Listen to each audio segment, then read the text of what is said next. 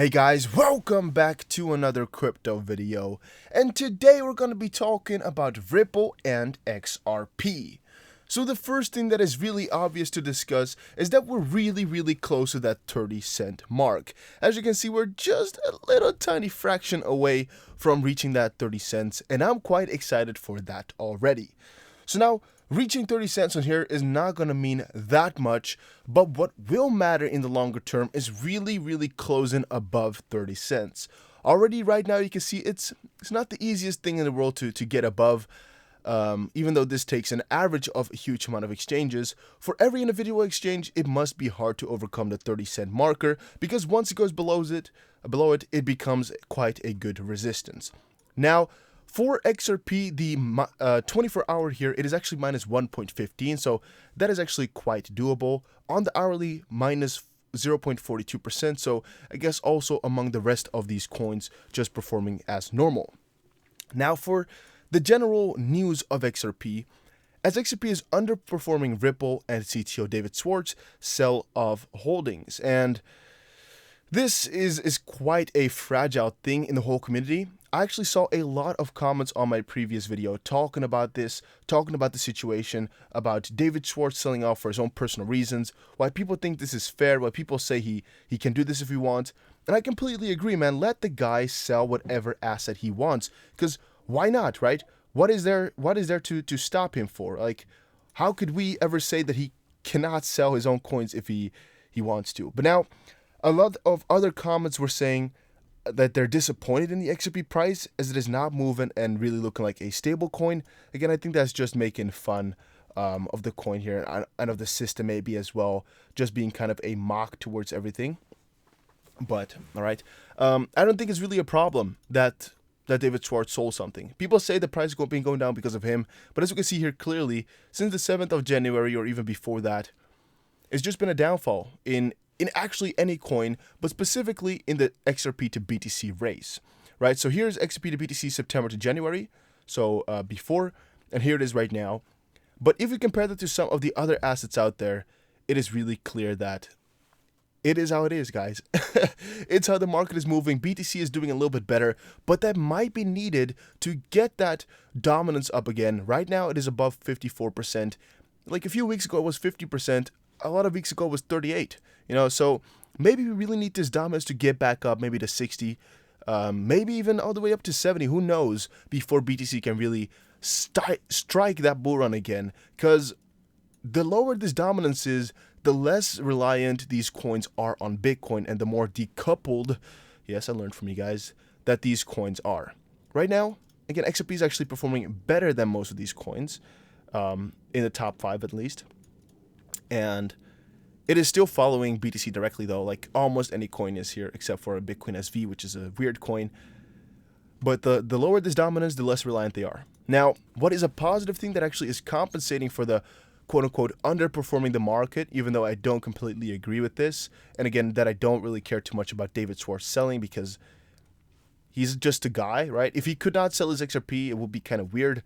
We again are looking more towards security than just independent digital asset. Ripple XRP sales skyrocketed in the first quarter of 2019. Now, what is getting cool about this is that people keep this positive attitude. I've been seeing this across quite a few articles popping up here. Ripple says sales of XRP crypto grew 31% in Q1. Again, that's already quite a big statement to make, but blockchain payment startup Ripple has reported a 31% increase in the sales of XRP in the first 3 months of the year. So in total, they sold $117 million of XRP in Q1 in comparison to the $130 of the previous quarter. So again, that's a 31% up. Really nice. Ripple further said that direct institutional sales totaled $61.9 million, which is 54% more than of the previous quarter. And programmatic sales of the crypto grew from 88.8 to 107 million, which is an increase of 21%.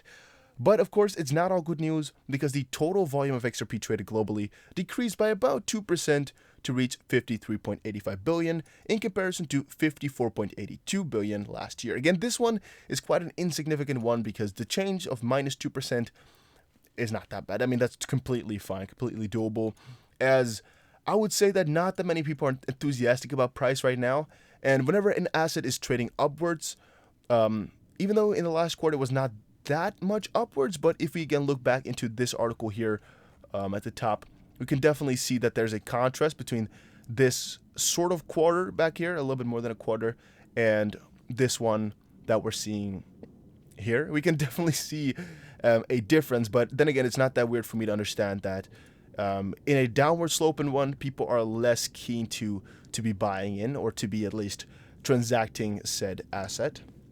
Further, looking at the year-to-year figures, XRP sales have not shown significant growth. Once more, that is not difficult to see when the whole crypto market is moving downwards. Anything XRP related is a little bit more unlikely to sell. The only reason the thing should be selling more is because, of course, the crypto community is growing, even though the amount of money might be going down.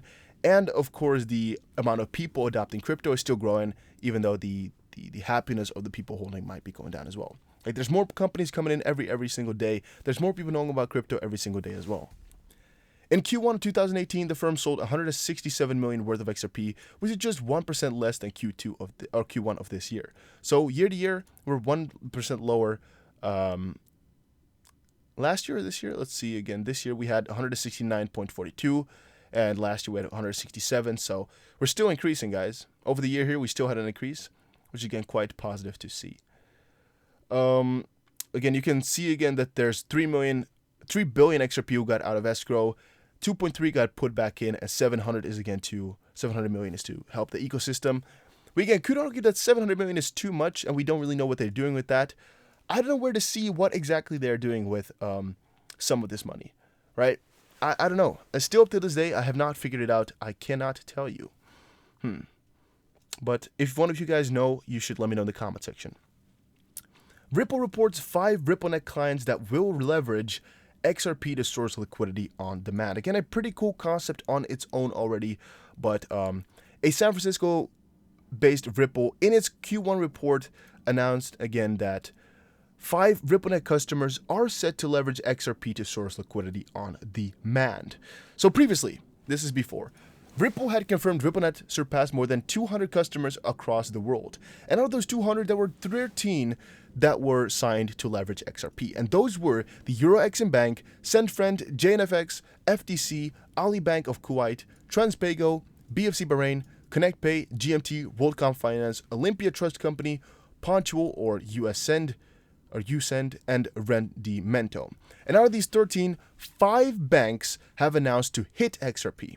The third largest cryptocurrency, that's between commas, JNFX, SendFriend, Transpago, FTCS, and EuroXim Bank are the 5 players intended to leverage XRP to source liquidity on demand.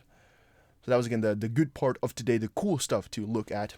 And consequently, XRP crypto is live on almost 120 trading platforms, given that 19 new entrants confirmed XRP listing. Also, I saw a few things come by on Twitter saying how many pairs we've hit on all the exchanges. I think it was like 1,000, but I retweeted or liked that, so you most likely did already see that on Twitter. Ripple SBI Holdings partnership takes the next step as Yoshitaka Kitao joins Ripple's board of directors. Whenever Yoshitaka actually comes to play, I think people get some more faith into XRP. At least I've noticed here that whenever Yoshitaka comes in and gives a speech or says something about XRP, I noticed that the people in my comment section turn a little bit bloomier, or the people that talk to me turn a little bit bloomier. Though in this case, there's not that much new. So SBI Holdings CEO Yoshitaka Kitao comments during a July 2018 talk became a reality after Ripple welcomed Kitao as one of their board members. I still believe we already discussed this like a few days ago here, maybe even longer, but I don't know the exact date of when this happened. Maybe it was today and I'm tripping balls and I was just talking to somebody else about this. It could also be. But I am excited to welcome Mr. Kitao to our board of directors. From conventional financial markets to digital asset markets, his deep understanding of the financial services industry will offer valuable business insights to help Ripple continue to scale. And again, that's always amazing whenever you're seeing those things talking about scaling, because one of the biggest things XRP needs to do is scale. Okay, so now let's move forward. Where were we now?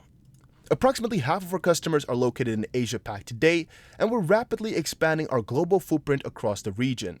Mr. Kitao comes at a perfect time for Ripple as we look to deepen our customer base in Asia and beyond. Kitao will be bringing in 40 years of experience into Ripple. Kitao will be replacing SBI Ripple's Asia Takashi Okita for the position on the board. And again, this is good. Kitao's dream of changing the face of Japan's payment system before the Osaka Expo 2025 is inching closer and closer to reality to this latest development. There's so much for them to bring, right? We already got Money Tap on there with Xcurrent. I really don't know what he's going to give, but it must be huge, right? Because this is actually already amazing on its own. So I think he must have quite a big influence. I don't know for sure, though, but I'm really assuming that already. Saudi British Bank launches Ripple-powered instant cross-border transfer service. And this is again talking about the Saudi British Bank here that have launched an instant cross-border transfer service powered by Ripple. Not too much to say about that one. It's just a pilot. It's coming up here. Yeah, it's not too much. So yeah, that's that. And further is actually only price talk, so not that special, just some price analysis articles. XRP to USD, Ripple Price Analysis, strong resistance formed. Again, it's already pretty obvious what's going on here. There's a strong resistance at 30 cents, of course, as it is hard to cross.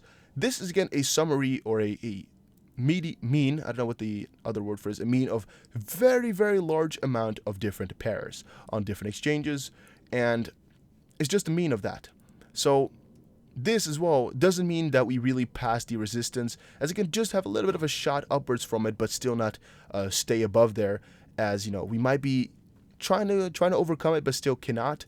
Hopefully that explains it a little bit for you guys, or at least gives you an intuition for it. And there's multiple articles surrounding the 30-cent mark. We fell below it, and that's really the big pointer of the day here that a lot of people did not expect to happen. Now, Ripple price declined heavily after it broke 30-cent support. The price broke the 29.20 and the 28.50 support levels as well and traded close to 2800. Yesterday's highlighted key bearish trendline is intact with the resistance at 29.80 on the hourly chart of XRP to USD, and the pair could correct higher in the short term, but the sellers are likely to protect 29.80 and 30 or 3000. All right, but major support at 2820, 2800, and 2750. Major resistance 2950, 2970, and 3000. Now, we're most likely gonna get above 30 cents again, right? BTC has already corrected way back towards 5300, and for XRP to stay above 30 is really something we need, which will most likely happen again as well. If it does not, though, it will happen soon enough, so don't be worried too much about it. Now, thank you guys all for watching this video, though. Hopefully you did learn something new. It was a little bit of a shorter one, as I do not, I just want to make them as short as possible. I do not really want to extend them longer than needed. But make sure you check out my Instagram for some motivational things. Free Bitcoin today for some free Bitcoin. Make sure you check that out. Twitter, @TheDustDBC. TheDustDBC on here. You can check me out. Oh, yeah, I guess I saw the tweet already. I think that was it. But follow me on Twitter as well. And make sure you buy yourself a hardware wallet to keep your funds safe. A link for that is in the description below. Take care, everybody. Have a nice day.